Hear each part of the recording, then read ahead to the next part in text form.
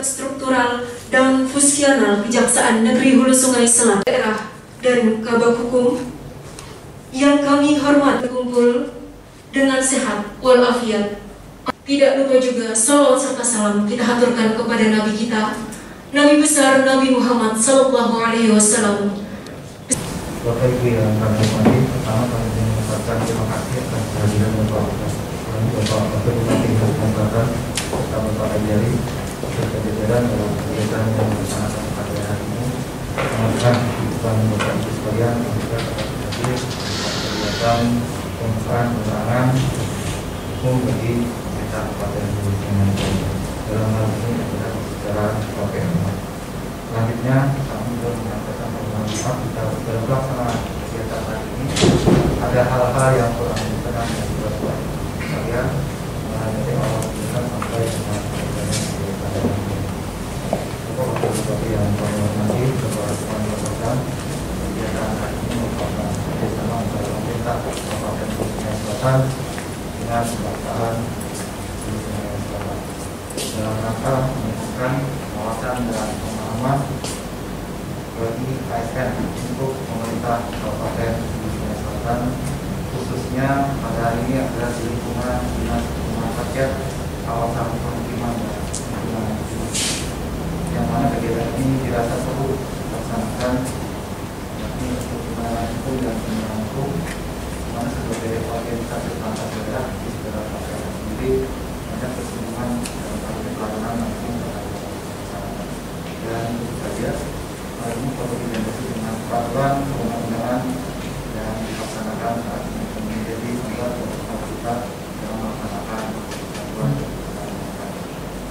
Dapat kami laporkan peserta yang hadir hari ini yakni seluruh pejabat struktural di sekitar KPLH. Dalam hal ini yang pertama adalah PLT Sekretaris dan juga adalah Kabid Sampahan isi, kemudian ada Kabid Perumahan dan Pertanahan, Kabid Pemukiman, Kabid Data, beserta dengan seluruh jajaran dan pengawas struktural maupun fungsional serta petugas keuangan dan petugas pemukiman maupun sebagai kami pengawas lapangan pada secara bagaimana. Bapak Wakil Bupati dengan Pak Ajari yang tujuan acara ini adalah agar ASN khususnya Selatan lebih khusus pada secara bagaimana yang dilakukan ini sebagai pengelola kegiatan lebih paham dan mengerti akan fungsinya dan sadar akan setiap jabatan dalam pengelolaan kegiatan diatur dalam peraturan perundang-undangan. Kami mengucapkan terima kasih atas perkenan Pak Wakil Bupati Pak Ajari narasumber yang hadir pada hari ini dapat berkenan melaksanakan kegiatan pelaksanaan. Begitu kami berterima kasih kepada Bapak Hukum serta jajaran yang memfasilitasi kegiatan pada hari ini. Baiklah, pada Kejaksaan Negeri ini adalah sebuah lembaga pemerintah yang melaksanakan kekuasaan negara di bidang penuntutan dan kewenangan lainnya sebagaimana diatur pada pasal 30 Undang-Undang Kejaksaan, karena diatur tentang kewenangan kejaksaan di bidang penyidikan, penegakkan hukum, penegakkan bukti, dan penuntutan terhadap semua perkara. Semua perkara itu penuntutannya ada di kejaksaan, kemudian termasuk KPK atau KMS lainnya yang ada di menyangkut dengan program kita ini bagaimana diatur dalam pasal 30 ayat 3 huruf A menyebutkan bahwa di bidang ketertiban dan ketentraman umum kejaksaan terus menyelenggarakan kegiatan penegakan hukum masyarakat. Memang pada saat ini penyelesaian korupsi ini seakan karena menjadi kasus yang tidak dapat diselesaikan seperti tentang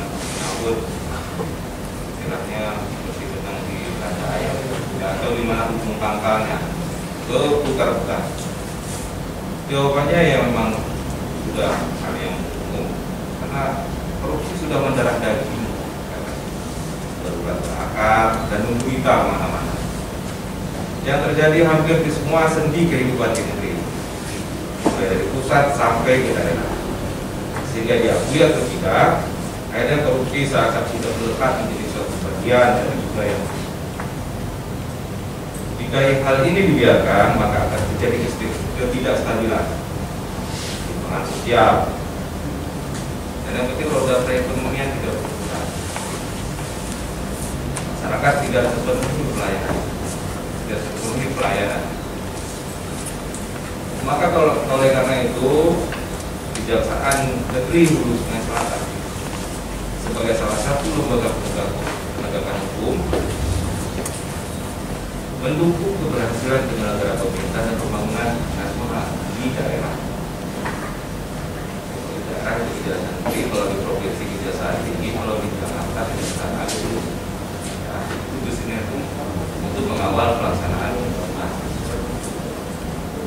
Salah satunya melalui penyuluhan hukum dan penerangan hukum di unsur organisasi pemerintahan yang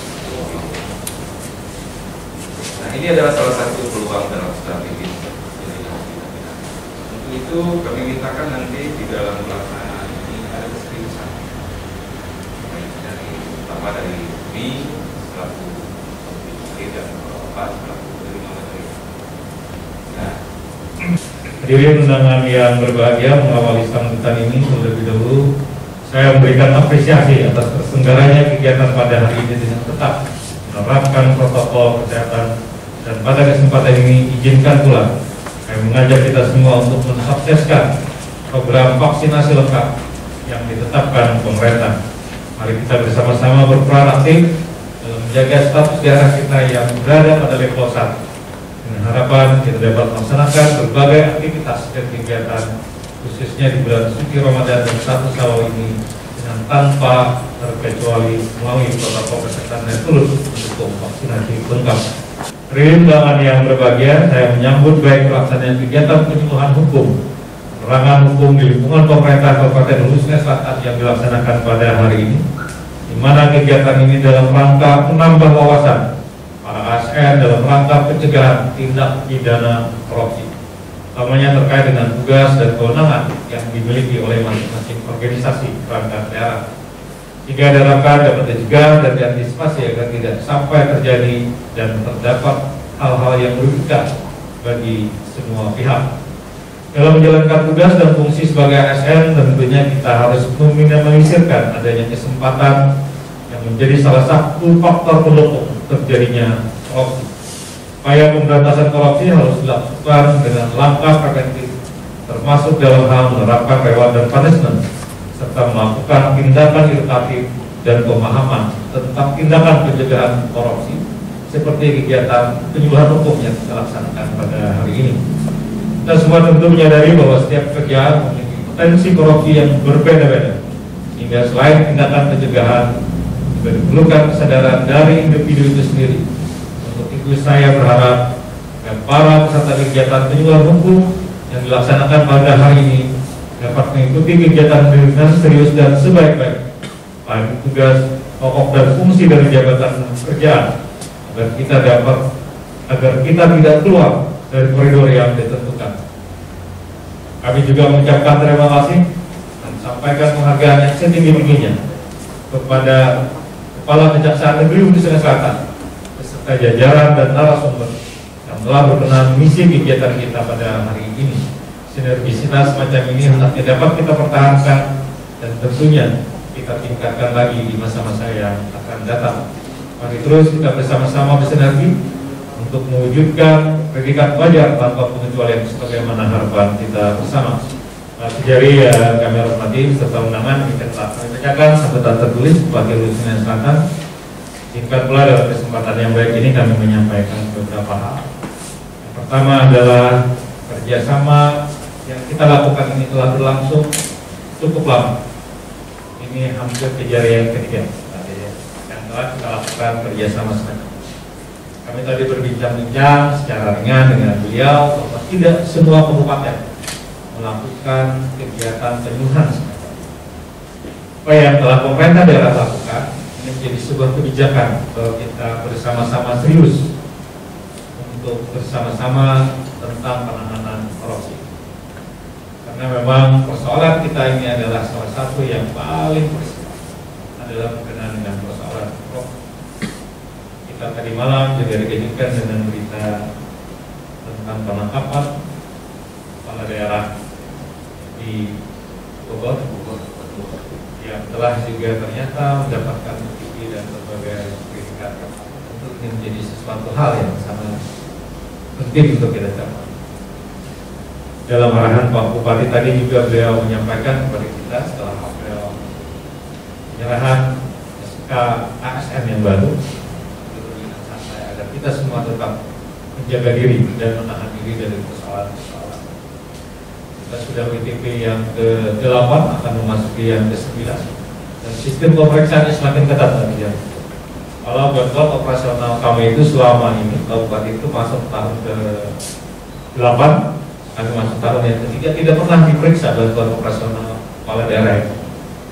Sekarang ini sudah diperiksa semua, bahkan dimintakan kwitansi. Memang agak repot.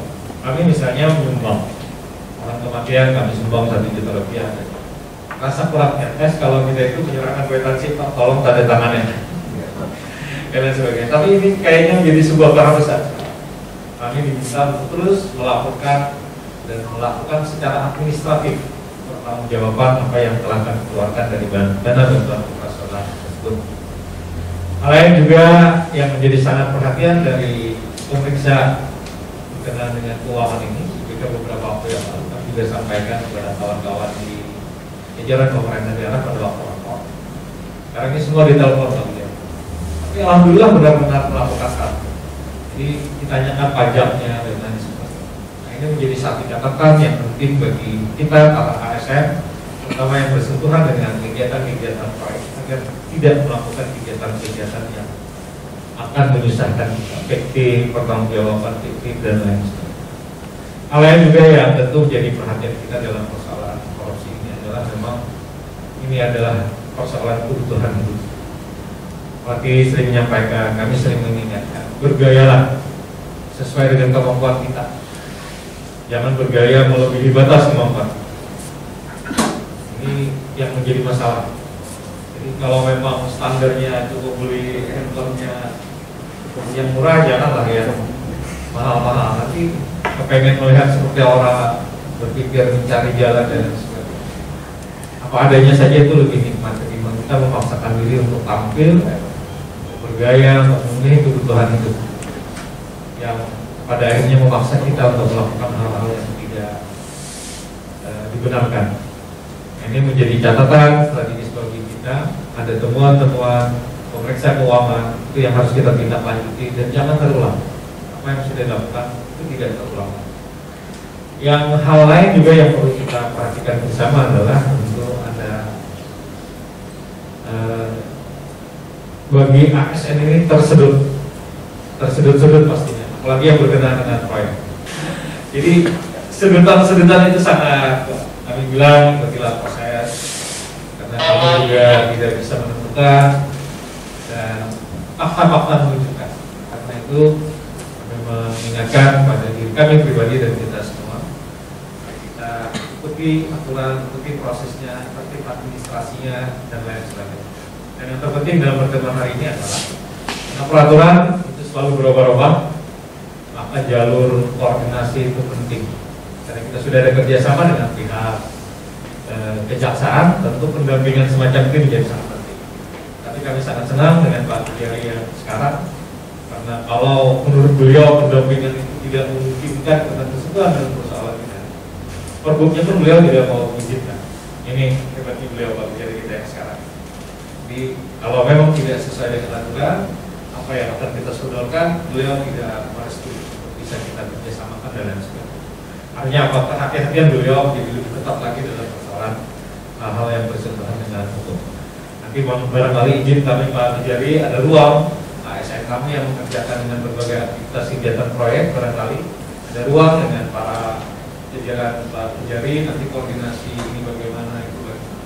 Karena sekali lagi menurut persepsi kami barangkali boleh, tetapi ternyata menurut persepsi hukum itu tidak dibenarkan.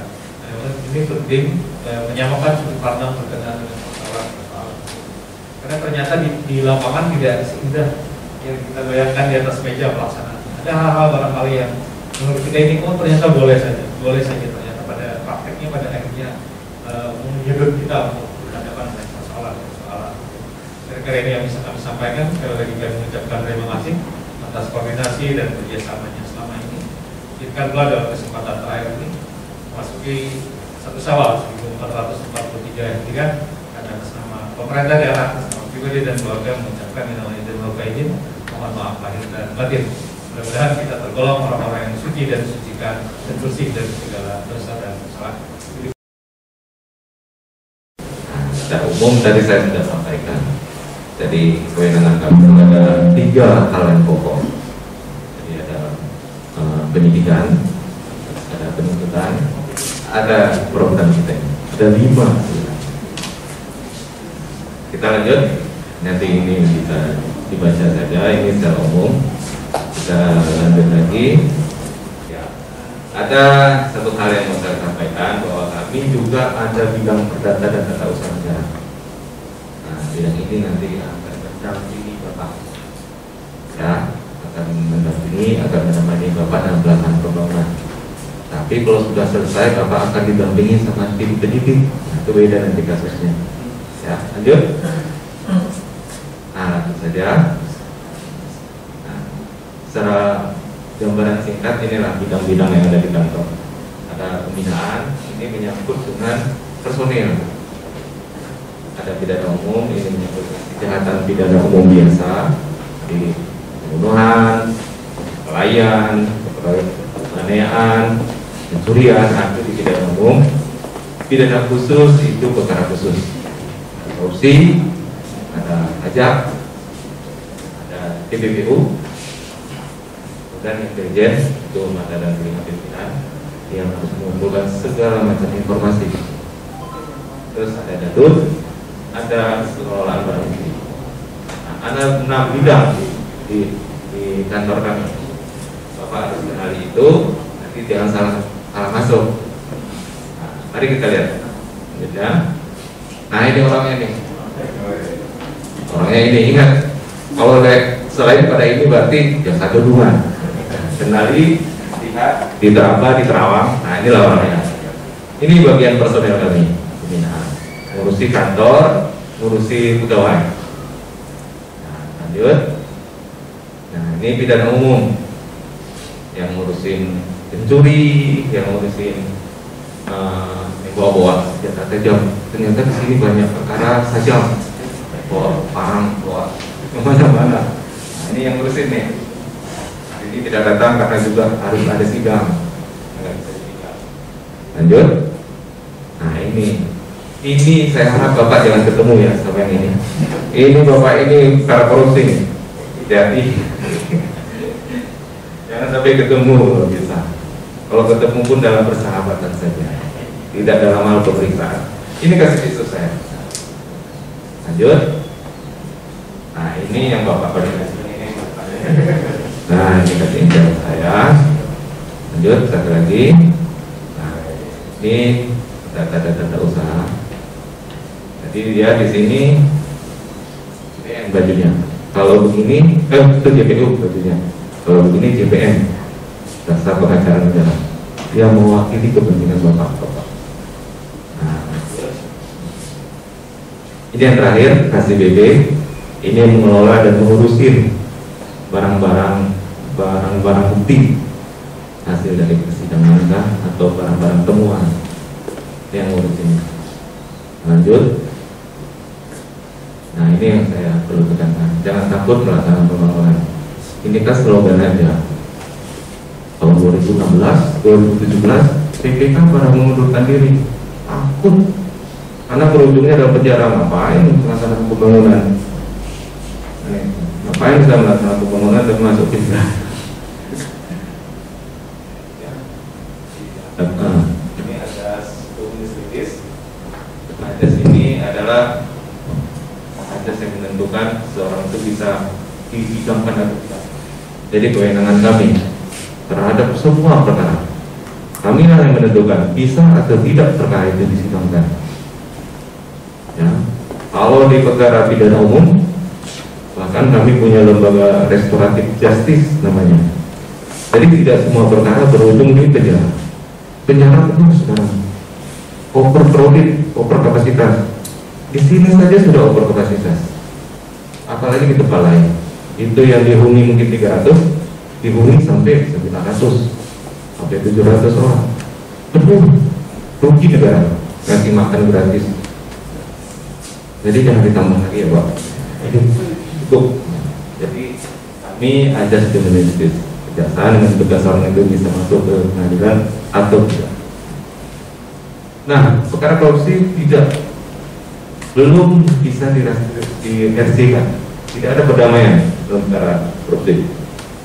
Ada wacananya ada. Untuk 50 juta ke bawah tidak usah ke sidang, tapi tidak bisa dikompensasikan. Artinya kalau pencurian 2 juta, apakah sebanding dengan ini perkara? Karena kalau FJ di perkara biasa itu 2,5 juta nilainya. 2,5 juta itu tidak usah masuk pengadilan, stop perkaranya. Jadi enggak seperti dulu kita dihujat-hujat sama masyarakat. Nenek Minah curi kakao, ada yang curi kelapa, masuk penjara. Sekarang tidak ada lagi. Jadi kami menggunakan hati nurani kami. Hal yang tidak sepantasnya nggak usah salah sampai ke pengadilan. Tapi korupsi belum termasuk yang itu. Nah lanjut. Nah itu aturan itu untuk dipatuhi, bukan didapati. Itulah tujuan kita. Jadi dipatuhi, bukan didapati. Caranya ya dikenali, baca aturannya. Lanjut. Nah, secara umum seperti juga disinggung tadi, korupsi itu terjadi karena begini. Adanya kekuasaan, karena ekonomi. Kekuasaan kita semua ini punya kekuasaan, Bapak Ibu semua punya kekuasaan. Itu faktor yang menentukan seorang bisa tergoda untuk melakukan korupsi. Secara ekonomi ada karena kebutuhan, karena butuh. Biasanya kan butuh apa ya? Butuh prestis, butuh style, segala macam. Ada juga karena rakus. Udah cukup semua, tapi mau nambah lagi. Nah, itu.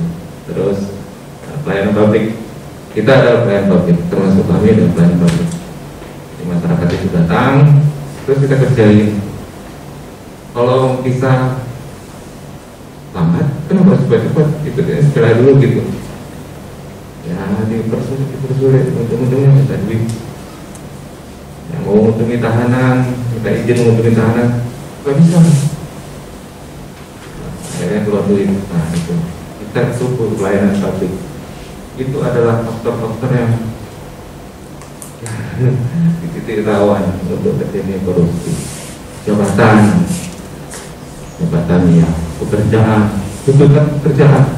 Semua orang cari kerjaan sekarang.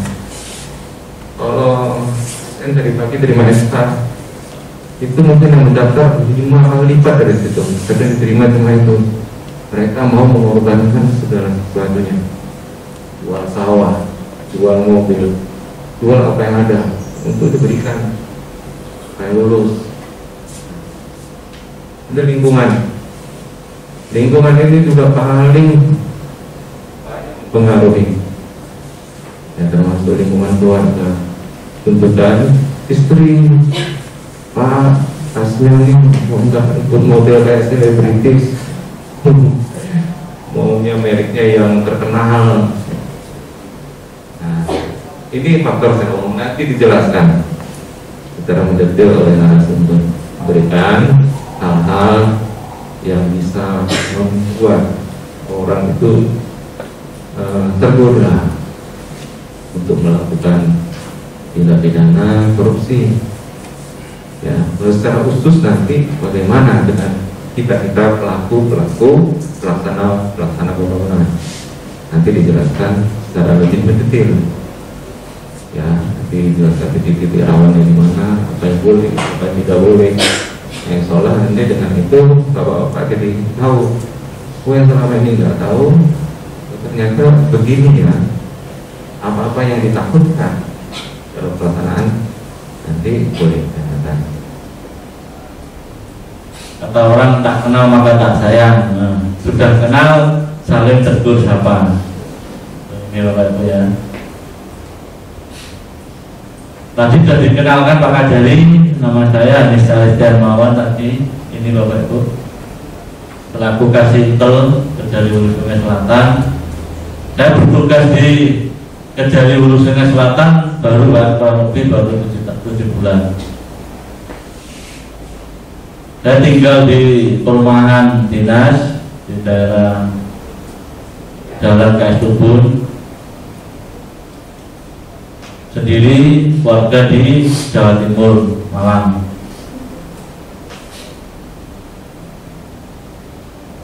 Istri 1, anak 2. Jadi di sini nyebut bulog bujang lokal. Jadi ini itu saya tadi bersama tim ini, tim yang selalu mendampingi Bapak Ibu, selalu mendampingi setiap kegiatan penerangan hukum maupun penyuluhan hukum di Kabupaten Hulu Sungai Selatan. Alhamdulillah ini yang pertama kali yang di dinas Bapak Ibu, yang di OPD ini yang pertama kali pembukaan. Nanti kelanjutannya sampai bulan Juli. Namun sebelum kami memberikan di dinas, kami sudah memberikan di beberapa desa, kurang lebih sudah 4 kecamatan. Ya kan? Kami memberikan penerangan hukum ini, ya kan, dengan semaksimal mungkin, ya kan, dengan kemampuan kami yang kami miliki, kami berikan semua. Dan mudah-mudahan dapat serat itulah dapat kami berikan. Sudah 4 kecamatan, kurang lebih kurang 4 berarti 7 Bapak. Jadi perjalanan kami seperti di stop dari desa ke desa nanti sampai ujung ke ujung. Baik Bapak Ibu sekalian, sebelum kami terangkan terkait ini mengenai korupsi dalam upaya preventif dan represif, kami akan menjelaskan terlebih dahulu atau menerangkan terlebih dahulu tema kami Bapak Ibu. Yang di belakang ini Bapak Ibu sudah bacakan itu ada 2 logo Kejaksaan Negeri, itu Kejaksaan Agung logonya, sama logo Pemda Kabupaten Hulu Sungai Selatan. Di situ penerangan hukum Kejaksaan Negeri Hulu Sungai Selatan. Di situ dijelaskan kenali hukum, jauhi hukuman. Maksud dari kenali hukum, jauhi hukuman, bahwa kami memberikan penerangan hukum pada pagi hari ini supaya Bapak Ibu paham dan mengerti hukum. Apabila nanti dalam penyelenggaraan pengelolaan keuangan yang ada di dinas, baik itu pengadaan barang dan jasa ataupun nanti kegiatan pembangunan, Bapak Ibu akan melaksanakan sesuai dengan undang-undang yang berlaku maupun peraturan-peraturan dan jumlah teknis yang sudah ada. Nah setelah itu kenali hukum, jadi Bapak sudah paham dan kenali supaya nanti tidak ada penyelewengan yang merugikan keuangan negara dalam kegiatan yang ada di dinas. Itu Bapak ya. Itu yang maksud dari kenali hukum, dari hukum sudah mengerti supaya nanti dalam penyelenggaraannya sesuai dengan SOP-nya, sesuai dengan peraturan jumlah kita, maka di situ Bapak Ibu akan menjadi hukuman, tidak melanggar hukum, mentaati hukum, sehingga kegiatan tersebut terrealisasi 100%. Ulun bisa bahasa Banjar Bu, karena dulu sebelum saya di kandangan, saya berdinas di Plehari.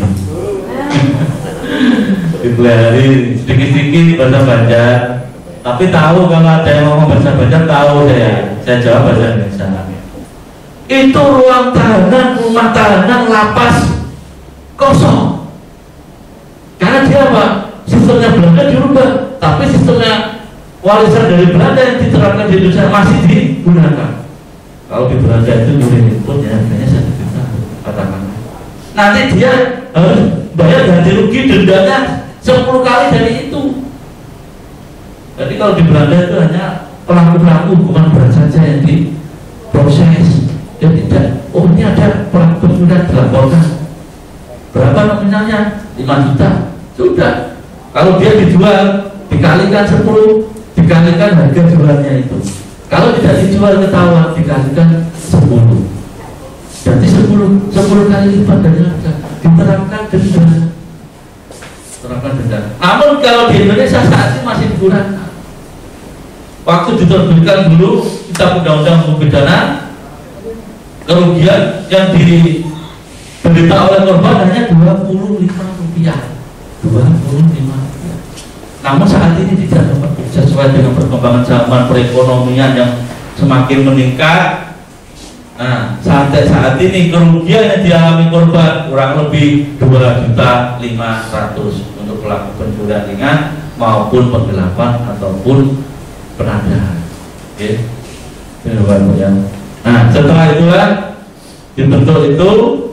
Nah, kemudian dibentuklah undang-undang tindak pidana korupsi yang baru, yaitu undang-undang nomor 3 tahun 71. Jadi waktu itu orang mikir waktu itu mengambil itu ya mencuri, Pak, mencuri barang sesuatu masuk ke KUHP. Saat ini kalau mengambil barang atau korupsi uang negara itu masuk korupsi. Dulu itu mengambil uang dari perusahaan itu dianggap mencuri. Saat ini tidak. Saat ini ada undang-undang yang terbaru, yaitu undang-undang nomor 3 tahun 71. Nah, karena berdasarkan Indonesia, berdasarkan negara hukum, itulah segala sesuatu tingkah laku kita selama ini diatur oleh undang-undang, yaitu hukum tertulis. Dan di sini pendahuluan penegakan hukum adalah proses dilakukannya upaya untuk tegaknya atau berfungsinya norma-norma penegakan hukum. Yaitu penegak hukum yaitu APH, aparat penegak hukum, terdiri dari kejaksaan, kepolisian, dan KPK. Kalau di lingkup pemerintahan ada API, aparatur penegak, ya kan, institusi pemerintahan. Di situ inspektorat bekerja apabila nanti ada kesalahan administrasi yang ada di tiap dinas maupun kecamatan atau desa, diselesaikan. Kalau ada kerugian keuangan negara, maka segera dilimpahkan ke kejaksaan dan kepolisian untuk diproses tindak pidana penyidikan tindak pidana korupsi. Itu ya, kan? Diselesaikan dulu, diambil kalau itu hanya kesalahan administrasi. Nah, dihitung apakah ada kerugian keuangan negara atau tidak, itu ya. Nah, disinilah penegakan hukum. Penjelasannya itu penegak hukum tadi ada 3, yaitu terus ini proses dilakukannya upaya tegaknya berfungsi norma-norma hukum secara nyata sebagai pedoman perilaku dengan lalu lintas atau hubungan hukum dalam kehidupan bermasyarakat dan negara. Itu ya, terkait dengan penegakan hukum. Lanjut. Nah, ini Indonesia negara hukum yang tadi saya jelaskan. Segala situasi yang ada di Indonesia diatur oleh hukum. Tingkah laku Bapak Ibu semua. Mungkin Bapak Ibu kalau di dinas dalam menjalankan pengadaan barang dan jasa atau kegiatan pembangunan itu juga diatur, Bapak Ibu. Diatur oleh apa? Peraturan-peraturan, baik itu peraturan dari tingkat pusat daerah, peraturan bupati, maupun peraturan jumlah yang dikeluarkan di dinas atau di kementerian. Nah, itu ya Bapak Ibu. Nah, kalau di kementerian apa? Dinas Perkim dan DLH, ya saya tahu kegiatannya kan banyak Bapak Ibu. Kemarin buat apa? Selamat datang dan tidak di sana itu. Nah, gerbang. Terus mungkin ada nanti kegiatan pengadaan barang dan jasa melalui tong sampah atau taman-taman atau mobil apa itu, mobil kebersihan. Nah, itu juga harus diperhitungkan, sesuaikan juga anggarannya berapa, direalisasikan semua. Ya kan? Itu hukum yang tertulis, hukum yang tidak tertulis dan adat kebiasaan. Nah, itu Bapak Ibu yang 3. Kalau saat ini yang digunakan di Indonesia yaitu hukum tertulis, hukum positif.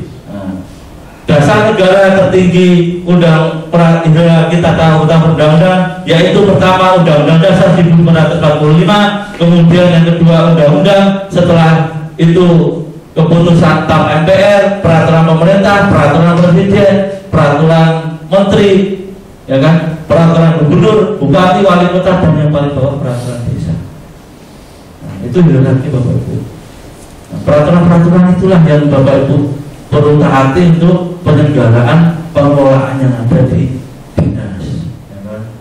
Kalau di dinas pastikan peraturannya, kalau nggak mengganti undang-undang, ya kan, sama peraturan substantif jadi perkap, ya kan, peraturan Pak Bupati itu juga perlu dilaksanakan. Ada juga peraturan presiden terkait pengadaan barang dan jasa. Itu penting Bapak Ibu ya.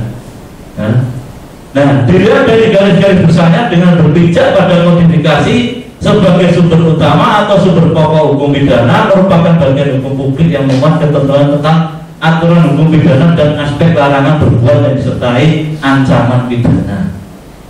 Ya. Selanjutnya, kesalahan dan pertanggungjawaban pidana pada diri pembuat tiada tanpa kesalahan. Tindakan dan upaya-upaya yang boleh atau harus dilakukan dengan melalui alat kelengkapan.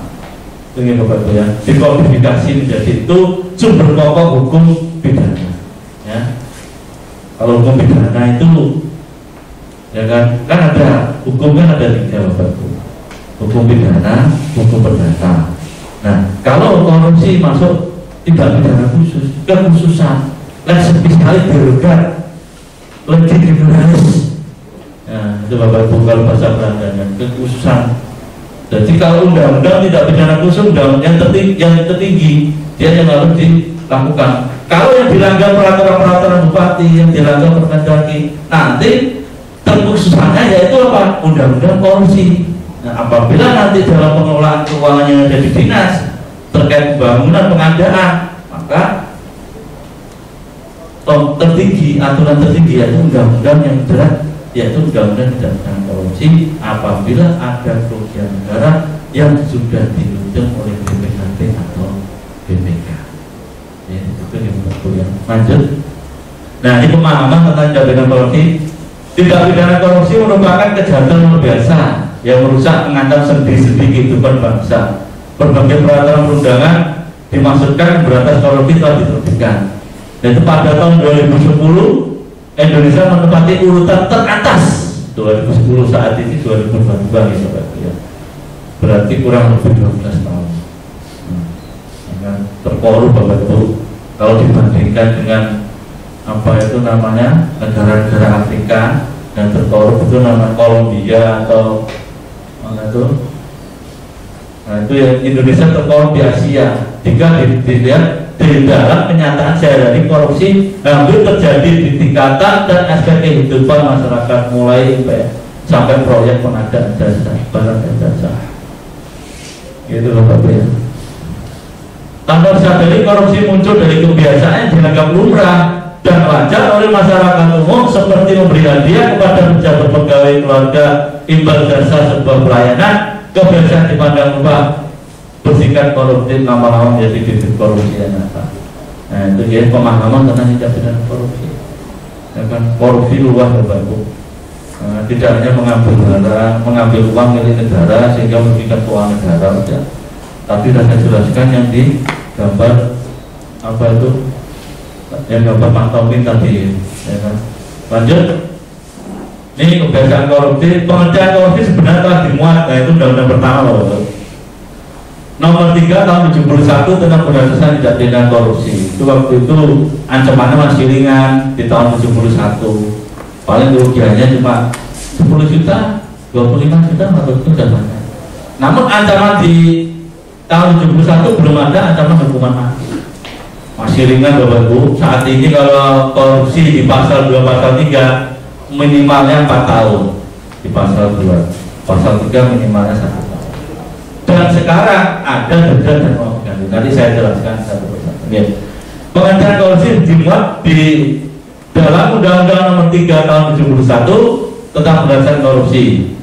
Nah, dilahir sebelum negara ini merdeka.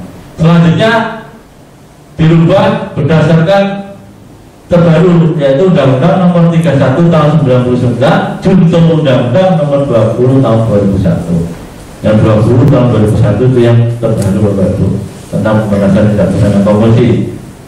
Dan sebagaimana dinyatakan tidak punya gratifikasi pemberian hadiah, ya kan, saat ini kan gratifikasi ini menjelang Lebaran ini harus waspada, dan sampai nanti ada diberikan hadiah waktu Lebaran, ada tendensinya sesuatu di situ, ada maksud tujuannya di situ juga harus ada, ya kan. Nanti mirip parselnya apa, buah-buahan katakanlah atau makanan, tapi di bawahnya ada sesuatu, nah, itu juga tidak boleh. Segera laporkan, nanti laporkannya ke KPK, difoto, dilaporkan bisa sekarang. Kalau harganya di atas kurang lebih 200.000, itu masuk gratifikasi 200.000 kalau di undang-undang KPK. Yang pemberian hadiah itu atau parsel atau sesuatu, ya. Mengetahui bentuk dirubah diserikat dilakukan sebagai korupsi, upaya dini untuk mencegah agar seseorang tidak melakukan korupsi. Lanjut. Nah, apa yang dimaksud korupsi? Nah, korupsi itu memiliki pengertian yang luas di beberapa negara di dunia.